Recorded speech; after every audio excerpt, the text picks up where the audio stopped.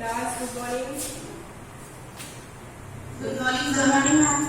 Good morning. चलिए, तो हम लोग गुड मॉर्निंग मैम। कल हमने जो आपको पाठ good morning ma'am.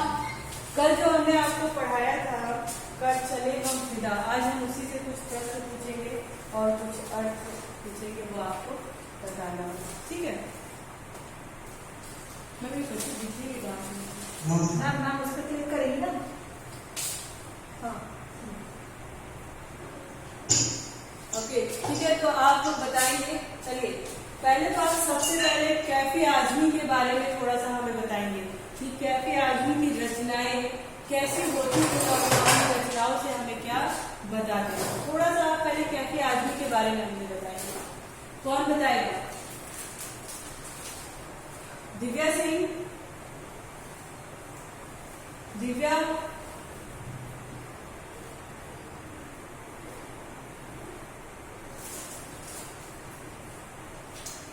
Rishabh, Anshita. हाँ ऋषभ, आप कैफी आजमी के बारे में कैफी आजमी के बारे में ऋषभ आप थोड़ा सा बताइए हमें कि कैफी आजमी कौन थे और इनकी रचनाएं कैसी होती थी। कैफी आजमी मैम इनका समय मैम 19 तक था और मैम इनका असली नाम अतहर हुसैन था। और मैम ये मैम उत्तर प्रदेश के आजम। हाँ बोलते रहिए, सुनाई दे रहा। और मैम ये उर्दू कविता का कंटेंट देते थे। और इन्होंने बहुत सारी कविताएं की हैं। अच्छा, इनकी मृत्यु जैसे कि दुनिया से रुखसत कब हुए थे? जैसा ये दुनिया से रुखसत कब हुए थे? इनकी मृत्यु कब हुई थी?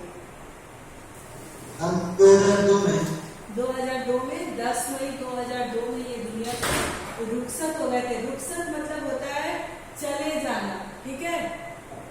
इस दुनिया को छोड़ के चले जाना रुखसत हो जाता है। यानी जब भाई हम दुनिया को छोड़ के कब जाते हैं? जब हमारी मृत्यु हो जाती है तब जाते हैं, ठीक है।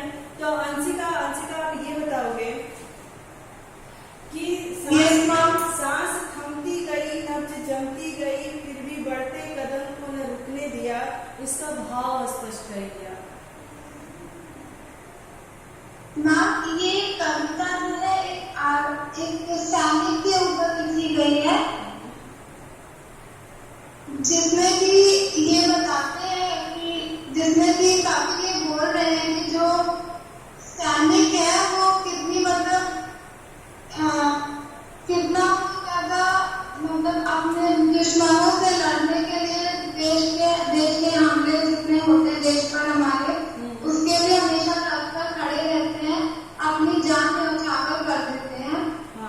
उसी दृश्य का वर्णन कर रहे हैं इसमें कवि।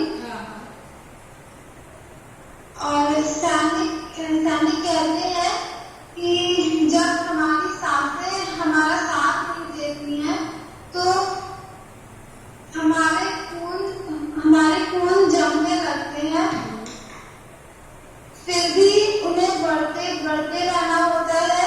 मतलब कि दुश्मनों को ढकेलना रहता है, उनके सामना करना रहता है। ओके, इसी लाइन का अर्थ जरा कोई और बताए, क्योंकि यहाँ पे अंशिता श्रीवास्तव ने सही तो बताया लेकिन इसका रुख उन्होंने दूसरी तरफ मोड़ दिया।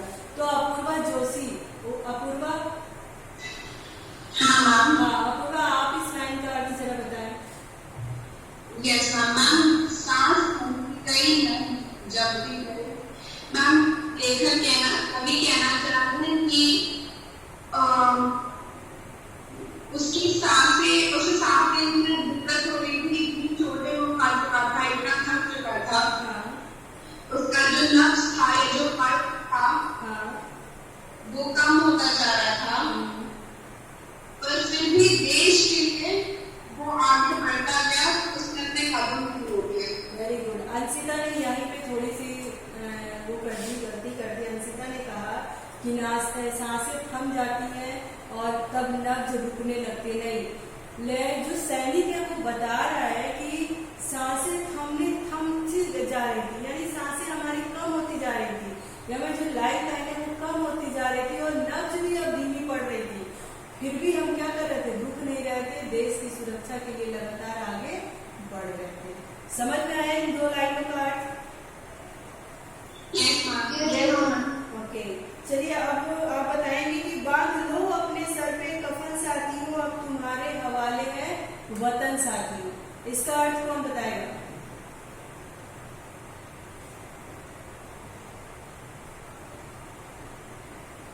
कौन बताएगा?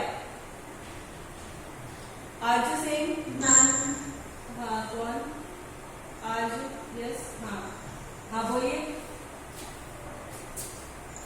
मैम कभी कहते हैं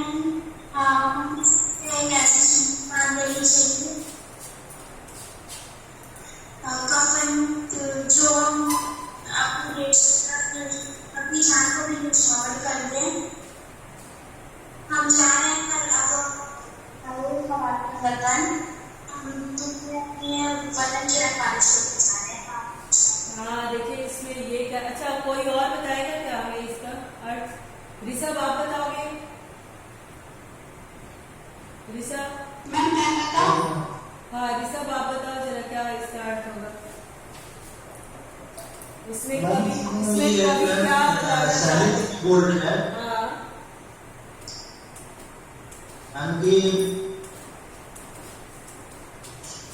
मानो जिसमें अपनी हृदय के अंदर दोस्तों से बोल रहे हैं वो कि अपने हृदय के अंदर, अपने मन के अंदर ऐसे लोग हृदय शक्ति है, और जो हमारे सैनिक जो कुर्बान हुए इस शहीद हुए हैं, हम उनके हमारे जो साथी पिता दुनिया मिटान है। हाँ। और अभी आप हमारे रहते हैं, वो कहता है कि अब तुम्हारे हमारे जो देश हाँ वो ये बताया, हाँ ये जो कवि है वो सैनिकों की नाम क्या बताओ? हाँ बताओ। नाम इसमें जो है ये बता रहे कि जब लड़ाई होती है, जब जंग होती है, तो वहाँ पर स्थिति बहुत ही विकट हो जाती है, जिससे कि उन्हें लगता है कि अब सैनिकों को मौत मिलने ही वाली है। तो उस पर ये कह रहे हैं कि जो अभी अपने सर पर देशवासियों से कह रहे हैं कि अपने सर पर अब ये कफन बांध दो कि मतलब अब मेरे देश की रक्षा करनी है, इसके लिए तुम हाँ बिल्कुल, वो ये कहते हैं कि मतलब अब तो मैं जा रहा हूँ, अब जो और देशवासी जिसके हवाले में इस देश को छोड़ के जा रहा हूँ, अब आप अपने सर पे चुंदरी, कफन रूपी चुंदरी बांध लीजिए इस शहादत को, इस जो हमारा देश है इसकी सुरक्षा के लिए। क्योंकि ये जो देश है अब मैं आपके हवाले कर रहा हूँ, मेरा से जितना हो सका था मैंने उतना किया, अब ये आपके हवाले है। और आप सैनिक सरहद पे आइए, अपने सर पे कफन बांध करके ये सोच लेकर के रहे यदि मैं मर जाऊंगा ये हो जाएगा, इसको सोच के पीछे मत हटिए, कफन बांध लीजिए, माँ की आशीर्वाद समझ के कफन रूपी चुनरी अपने सर पे बांध लीजिए और इस देश की शहादत के लिए, इस देश की रक्षा के लिए सामने आइए। ठीक है, तो देखिए एक प्रश्न है हमारा कि इस गीत की कोई ऐतिहासिक पृष्ठभूमि है क्या? जो ये गीत लिखा गया है इसकी कोई पृष्ठभूमि है, इतिहास से रिलेटेड है क्या ये? हाँ तो कैसे है बताइए। हम गीत है तो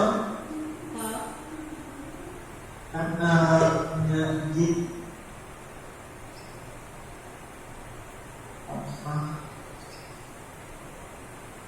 गीत है तो उससे रिलेटेड है। नहीं वो तो रिलेटेड है, लेकिन वो गीत जब लिखा गया था तो किस आधार पे, भाई हम जब किसी भी चीज की रचना करते हैं तो ये हाँ, तो ये कब, ये इसकी ऐतिहासिक पृष्ठभूमि क्या है?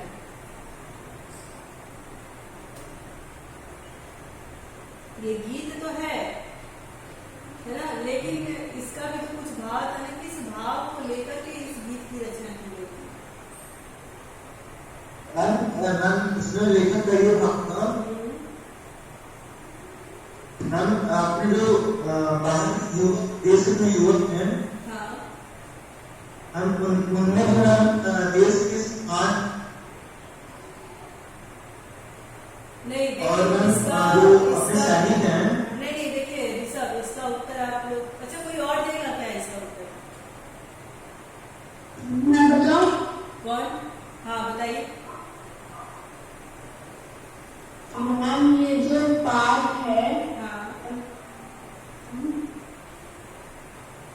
ये इसको जो सब इसमें बनाया गया है। अच्छा देखिए मैं बताती हूँ, जब अपने भारत को आजाद कराने के लिए, जब हम अंग्रेजों के गुलाम थे, तो इस भारत को आजाद कराने के लिए जब युद्ध हुआ तो उस दौरान हमारे कितने सैनिक जो थे, सिपाही जो थे, वो शहीद हुए। और वो शहीद होते होते उनका एक सपना था कि मैं तो इसको अधूरे में छोड़ के जा रहा हूँ, तो मेरे आगे के जो देशवासी हैं इसकी रक्षा करें। तो वो क्या करते थे, अपने स्तर से उसको और देशवासियों को सौंप दिए, ठीक है। तो उसी को आधार बना करके इस गीत की रचना, इस कविता की रचना हुई थी। आपने एलओसी है ना, कारगिल का युद्ध आपने देखा होगा, कारगिल का युद्ध देखा था, कारगिल का युद्ध सुना है ना? तो उसी कारगिल का युद्ध को हाँ सुना है, तो उसकी पृष्ठभूमि पर ये गीत की रचना हुई थी।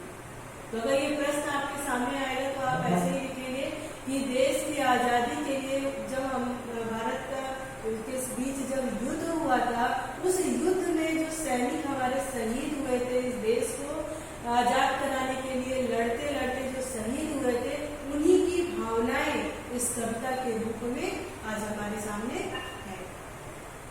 यही इसकी एक ऐतिहासिक पृष्ठभूमि है, ठीक है। अब देखिए दूसरा है, सर हिमालय का हमने न झुकने दिया। इस पंक्ति में हिमालय किस बात का प्रतीक है? सर हिमालय, हाँ बताओ। मैम हिमालय मैम हमारी गर्व की बात करती है। हाँ मैम हिमालय को गर्व से क्यों? हिमालय सबसे ऊंचाई पे होता है ना, तो हमारे देश की मान मर्यादा उस हिमालय की तरह है, एकदम खड़ी, एकदम ऊंचाई पे। हाँ आगे बताइए शिवम, आगे बताओ।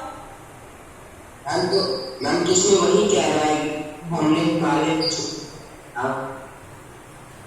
यही मैम जो हमारे देश का मान है, सम्मान वो हमने झुकने नहीं दिया। आपने झुकने नहीं दिया, तो हिमालय को क्या बताया? अपने मान सम्मान को, हमारे देश के प्रतिष्ठा को हिमालय के इतना ऊंचा बताया है, और बताया है कि जो इसकी प्रतिष्ठा इतनी ऊंचाई पे है उसको हम कभी झुकने नहीं देंगे। अच्छा इस गीत में धरती को दुल्हन क्यों कहा गया है?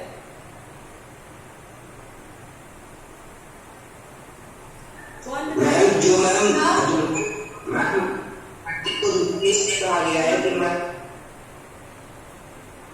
जो हमारे देश के सेना है वो मैम उसको दुल्हन की तरह मैम हो जाता है। हाँ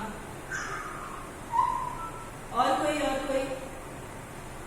नाम क्योंकि इस धरती पर सभी इस तरह लड़ रहे थे जैसे कि ये दुल्हन का स्वयंवर रचता है। Exactly. उसमें सभी राजा, सभी राजकुमार अपनी योग्यता दिखाते हैं, और उसी प्रकार से इस धरती पर भी सभी उसके लिए लड़ाई कर रहे थे, तो वो एक दुल्हन की तरह उनको बिल्कुल ठीक है। अच्छा और आगे का पांचवा प्रश्न है कि कवि ने साथियों संबोधन का प्रयोग किसके लिए किया है?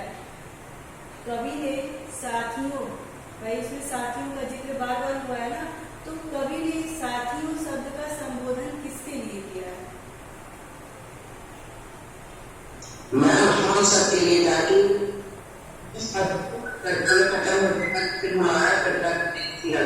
हाँ, हम जो देशवासी थे उनको उन्होंने साथियों कहा है। क्यों? क्योंकि कवि जो है वो हमारे सैनिकों की भावनाओं को अपनी कविता के माध्यम से हमारे सामने प्रस्तुत कर रहे हैं। तो वो जो सैनिक है वो हमें हमें अपना साथी, अपना मित्र कहते हैं। बाकी देशवासियों को, उन्हीं लोगों को ये साथियों संबोधन किया जाता है। अच्छा, कवि ने इस कविता में किस काफिले को आगे बढ़ाने की बात की है? हाँ,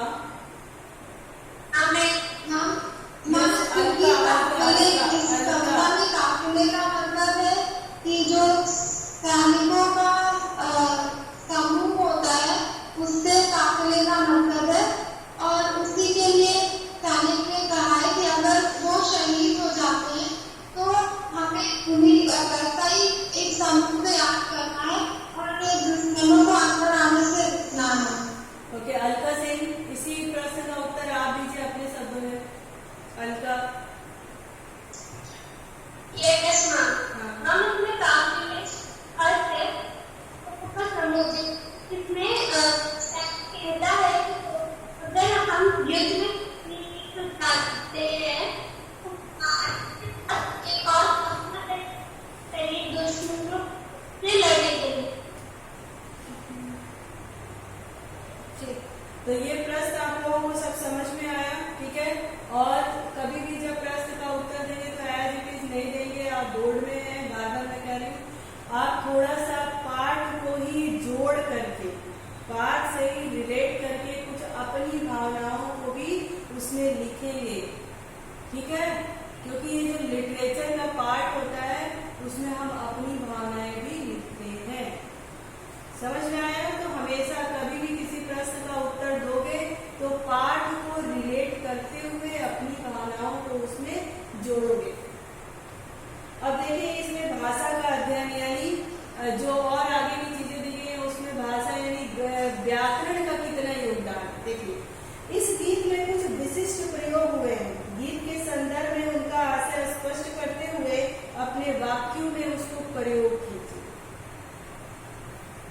कुछ विशिष्ट प्रयोग हुए हैं, यानी जमी पर लकीर, ठीक है, दामन, इन सब शब्दों को उठा करके इसको अपने वाक्यों में प्रयोग करना है। तो ये आप अपने से करते रहिएगा। जैसे देखिए, इसमें दिया गया है, कट गए सर, नब्ज जमती गई, जान देने की रुत, हाथ उठने लगे। ये जो इसमें कुछ विशिष्ट शब्द वाक्य हैं, शब्द हैं, उसको अपने वाक्य में प्रयोग करना है। तो कट गए सर, कट गए सर का मतलब क्या है? कट गए सर, अब इसमें कट गया सर मतलब हाँ बताइए। हम बहुत से सैनिक हम अपनी जुबान नहीं, आपको बस कट गए सर का अर्थ बताना है, यानी जान हमारी हो गई, क्या हो गई? मृत्यु हो गई। कट गए सर यानी शरीर हो प्राप्त हो गए, ठीक है। नब्ज जमती गई, नब्ज जमने का मतलब क्या है? मैम, जो हमारे शरीर में रक्त दौड़ रहा है तो वो मैम नस में दौड़ रहा है। नब्ज यानी जो हमारी नसें हैं वो भी अब क्या हो गई? थमने लगी, रुक गई, जम रही है, ठीक है। नब्ज होता है नस, जिससे धमनियां इसको बोलते हैं, जहां से रक्त संचार हमारा होता है, ठीक है। तो वो जब नसें ही रुक जाएंगी, ब्लड सर्कुलेशन ही रुकने लगेगा, तो हम मृत्यु को तो प्राप्त हो ही जाएंगे ना। तो वही हो गया जान देने की रुत। जान देने की रुत का क्या मतलब है? जान देने का मौसम। हाँ, जान देने का मौसम यानी कोई त्योहार नहीं कि कोई त्योहार आ गया इसमें तो हमें सिर्फ जान देना है। इसका आप मतलब लिखोगे कि जान देने का रुत, यानी देश के लिए अपनी जान को न्यौछावर करने का समय आ गया, ठीक है। उसके बाद है आप हाथ उठने लगे। हाथ उठने लगे का क्या मतलब है? मैम, मतलब कि हमारे धरती अगर हाँ, यानी हमारे ऊपर कब्जा करने के लिए कोई दूसरे हमारे ऊपर आक्रमण कर दे, उसको हम कहते हैं हाथ उठना, ठीक है। तो ये शब्द है, इसका अपने वाक्य में प्रयोग करिएगा और तरह तरह के प्रयोग करिएगा और स्टैंडर्ड टेक्स्ट का उसको मेंटेन रखिएगा, क्योंकि इस बार आपके व्याकरण में मुहावरा आएगा, ठीक है। अच्छा, ये बताओ, जो नया आपका सिलेबस है वो सबके पास है ना? Yes ma'am. हाँ, तो सबके पास है, तो उसमें यस मैम है। मुहावरा आपसे पूछा जाएगा और मुहावरा कहीं और अलग से नहीं आएगा, आपके चैप्टर के बीच से ही आ सकता है, तो आप हमेशा तैयार रहना। और मुहावरे का वाक्य में जो प्रयोग आप करोगे तो ध्यान रखिएगा कि छोटे बच्चों का जैसा लेवल ना हो आपके 10th लेवल को, क्योंकि उन शब्दों को देख करके ही आपको वो नंबर मिलेगा। और देखिए सही होगा तो उसमें आपका बिल्कुल कटना नहीं है, आपको पूरे के पूरे नंबर मिलेंगे। इस बार तो बहुत सारी चीज़ें बहुत इजी हो गई हैं आपके लिए। नंबर जो प्रश्न का जो नंबर है उसे बढ़ा दिया गया है और उसके लिखने का क्वांटिटी हटा दिया गया। आप थोड़ी सी मेहनत करोगे तो 100% रिजल्ट आपका हर सब्जेक्ट में बनेगा, बस थोड़ी सी मेहनत आपको करने की जरूरत है। उसके बाद देखिए दूसरा है व्याकरण में, ध्यान दीजिए संबोधन में बहुवचन शब्द रूप पर अनुस्वार का प्रयोग नहीं होता है। ध्यान दीजिएगा कि संबोधन में बहुवचन शब्द रूप पर अनुस्वार का प्रयोग नहीं होता है, जैसे भाइयों, बहनों, देवियों, सज्जनों, यानी ये शब्द क्या है, बहुवचन है। भाइयों का मतलब सिर्फ एक भाई से नहीं है, समस्त देशवासियों को भाइयों कहा है, लेकिन उसमें क्या है, अनुस्वार का चिन्ह नहीं लगेगा। कब नहीं लगेगा, जब संबोधन में, यानी किसी को हम जब बुलाएंगे, है ना। अब जैसे हम कहेंगे भाइयों सुनिए, तो इस भाइयों में यानी हम आपको संबोधित कर रहे हैं, इस पे अनुस्वार का चिन्ह नहीं होगा। मित्रों, हम आपको संबोधित कर रहे हैं, इस पे अनुस्वार का चिन्ह नहीं होगा। जबकि बहुवचन में जब हम पढ़ते हैं तो वहाँ पे अनुस्वार का चिन्ह लगाना होता है, लेकिन संबोधन में जब हम किसी को बुलाने की प्रक्रिया करते हैं, संबोधित करते हैं, वहां पर अनुस्वार का चिन्ह नहीं लगेगा। इतना चीज आप ध्यान रखिएगा, ठीक है। आप देखिए योग्यता विस्तार, ये चीज मैं इसलिए बता रही हूँ क्योंकि आपके जो प्रश्न बनते हैं वो इसमें हर एक पार्ट को टच करते हैं, वहां से प्रश्न उठते हैं। तो योग्यता विस्तार, कैफी आजमी उर्दू भाषा के प्रसिद्ध कवि और शायर थे। ये पहले गजल लिखते थे, बाद में फिल्मों में गीतकार और कहानीकार के रूप में लिखने लगे। निर्माता चेतन आनंद की फिल्म हकीकत के लिए इन्होंने यह गीत लिखा था, जिसे बहुत प्रसिद्धि मिली। यदि संभव हो सके तो यह फिल्म देखिए, यह आपके लिए है। कभी कभी हो सकेगा तो इस फिल्म का नाम लेकर के पूछ देगा कि इसमें किस तरह का कहानी लिखा हुआ था, ठीक है। तो इसलिए आप अपनी उसके लिए इस विषय में थोड़ा सा नॉलेज रख लीजिए। दूसरा है फिल्म का